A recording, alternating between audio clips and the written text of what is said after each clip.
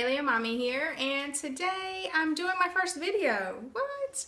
And my 7-year-old is recording me, so we'll see how that turns out. Today I want to do a super simple recipe, but somehow people still have problems with this recipe. Either they're too scared to make it, or it doesn't turn out right, but I love this recipe, and I figured I'd just do a video to show you guys how to make it so you don't be afraid. I don't want you to be afraid to make food. I want you to be empowered to make food and be courageous in trying new things. So we're gonna do mashed cauliflower recipe today, and this is a life-saving recipe for those in the whole paleo, primal, trim healthy mama, low carb, real food thing, you know, people who are doing that type of thing. This is a lifesaver because we miss our white potatoes. Some people can still tolerate white potatoes, but for me, I can't do that. Cauliflower I didn't like. I was not a big fan of before going paleo. Hated it, actually. But after I tried it, I was floored. I couldn't believe that I liked it, and I liked it a lot, and I eat it a lot. Sometimes I even crave it. And I like the cauliflower mash a whole lot better than cauliflower rice. It's hard to get the real rice texture, and texture is a big thing. But when you do mashed cauliflower, you can get that potatoey, mashed potato texture. So, and it tastes really similar to mashed potatoes, in my opinion.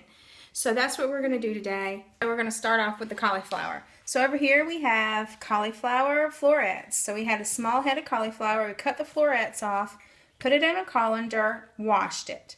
Now we're going to come over here, and we have a little saucepan here with a steamer basket insert, and we're going to put enough water in there just to get up to the top of the, to the bottom of the steamer basket. Don't want to go over the bottom of the steamer basket because we want it to steam. We don't want the water to get in the cauliflower.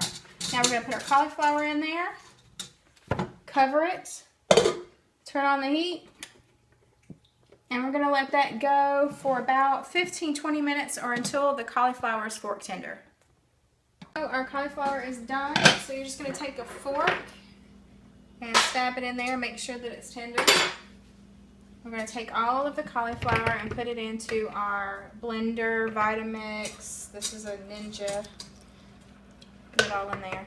Also, if you don't want to steam it, the cauliflower, you could also roast it. So just set your oven for 400, put them on a sheet with some olive oil, the florets, on a sheet with some olive oil, salt and pepper, and roast it for about 20-25 minutes. That would be really good too. What you don't want to do, in my opinion, is boil the cauliflower, because if you boil it, it's just going to be watery, and we don't want a watery, pureed mess. So there we go. We got all the cauliflower in there. Now, this is when you can do different things. You can put, if you like it thinner, you can put vegetable stock, beef broth, or chicken broth in it if you want it to be a thin puree. I like chunky just like I like chunky mashed potatoes, so all I'm going to do is put in some grass-fed butter and salt and pepper, and that's it. You can also, if you want to, or if you like, or if you can tolerate raw cheese, you can put raw cheese in there.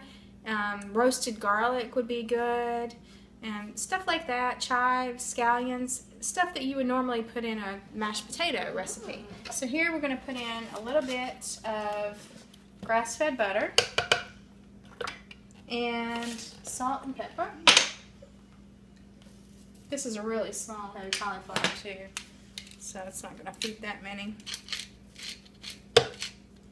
Okay, let's get the top on and then blend it up to your desired consistency.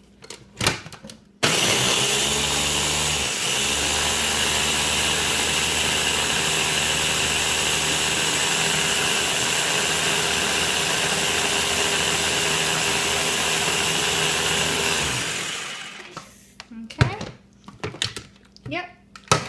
And you want to do this while it's really hot so that butter melts in there. Of course, if you don't tolerate butter, don't use butter.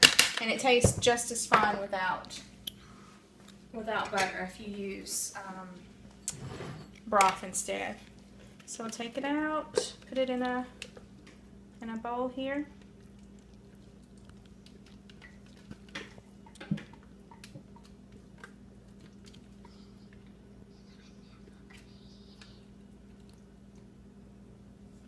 there you have it, mashed cauliflower. I hope you try it and I hope you love it.